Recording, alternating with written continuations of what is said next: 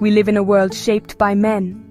For centuries, male power has dictated the rules, written the laws, and often waged the wars. But what happens when that power, instead of protecting, begins to harm? How has the legacy of male dominance echoed through history, impacting not just women, but men and children too? Understanding this legacy is not about blaming men, but about uncovering hidden truths that affect us all. It's about recognizing how unhealthy expressions of masculinity have fueled violence, trauma, and a deep sense of unease in our world. Only by facing these difficult truths can we begin to heal and create a healthier, more equitable future for everyone.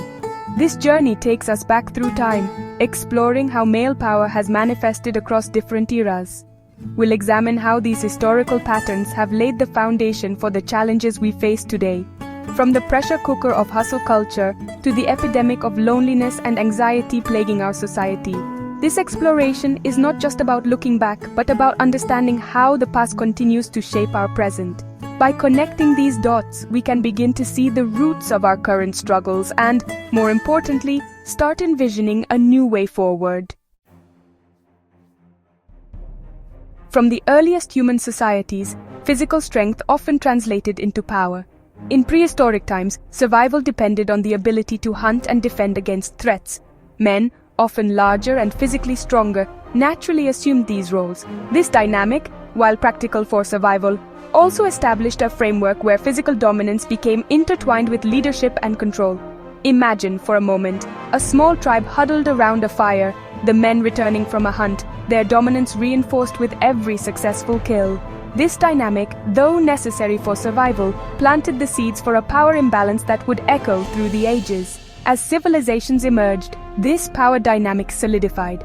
Ancient empires were built on military might, with male rulers commanding armies and conquering new territories. Think of the Roman Empire, its legions spreading across Europe, leaving a trail of conquered lands and subjugated people in their wake. This constant state of warfare not only bred violence, but also normalized it as an acceptable expression of male power. Children, growing up amid such brutality, learned to equate masculinity with aggression and dominance. The rise of organized religion in the medieval period further cemented male authority. The church, with its all-male hierarchy, reinforced the idea of men as closer to God, ordained to lead and guide society. Picture a young boy kneeling in a grand cathedral, the stained glass windows depicting biblical scenes and truth tortured and crucified. This visual reinforcement of male authority permeated every aspect of life, leaving little room for questioning or challenging the established order. The Industrial Revolution, while bringing progress and innovation, also ushered in new forms of exploitation. Factories demanded workers, and children, seen as cheap and expendable labor, were often forced into dangerous and grueling jobs. Imagine a young boy, his childhood stolen, working long hours in a coal mine, his tiny hands calloused and scarred. This exploitation, driven by the pursuit of profit and fueled by a system that valued efficiency over human well-being, left an indelible mark on generations of children. Today, while overt forms of male dominance are challenged, a more insidious form has taken root. We live in the age of the self-made man, where success is measured solely by wealth and material possessions. This hustle culture, fueled by social media and a relentless pursuit of more, tells men that their worth is tied to their bank accounts. It's a message that's constantly reinforced.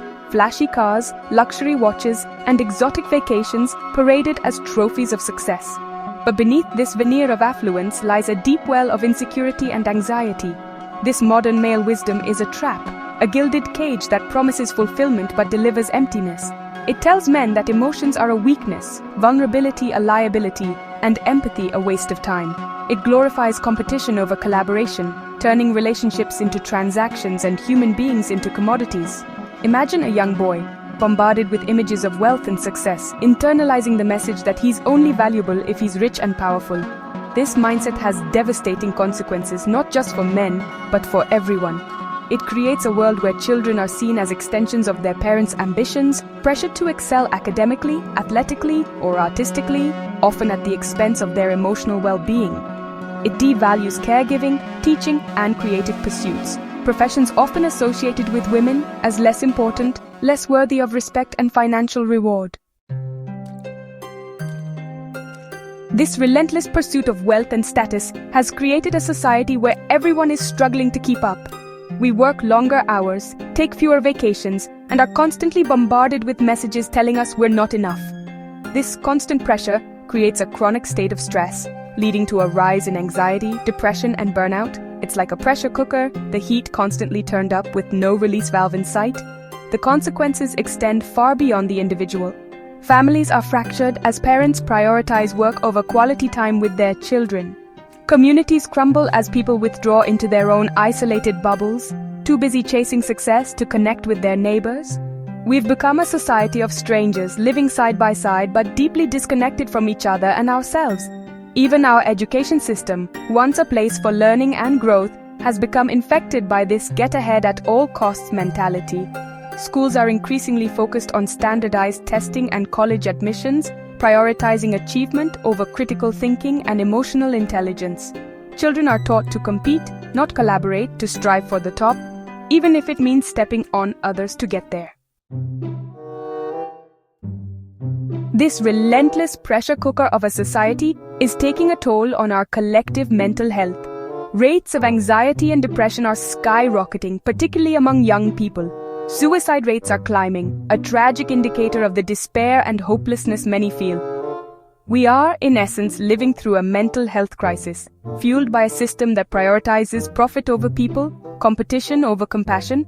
The consequences, however, extend far beyond individual suffering. This culture of hypermasculinity and dominance plays a role in fueling violence, both at home and in the wider world. When men are taught to suppress their emotions, to view vulnerability as weakness, and to equate power with control, it creates a breeding ground for aggression and abuse. This toxic masculinity also contributes to a culture of silence around issues like domestic violence, sexual assault, and mental health.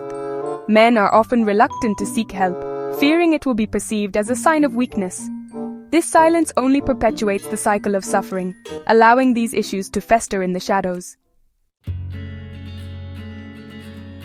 One of the most insidious aspects of this system is that it's self-perpetuating. Children who grow up in homes or societies dominated by these unhealthy expressions of masculinity are, more likely to internalize and repeat those patterns in their own lives. They learn that this is what it means to be a man, to be strong, stoic, and successful at all costs. This intergenerational transmission of trauma is a complex issue, but it's really vital to understand. Children are incredibly perceptive, soaking up the unspoken messages and emotional undercurrents of their environment. When they witness their fathers expressing anger through aggression, or their mothers shrinking themselves to accommodate a domineering partner, they internalize these dynamics as normal, even expected. Breaking this cycle requires a fundamental shift in how we raise our sons. We must teach them that true strength lies in empathy, vulnerability, and the courage to express their emotions authentically. This starts by modeling those qualities ourselves, showing them that it's okay to cry, to be afraid, to ask for help.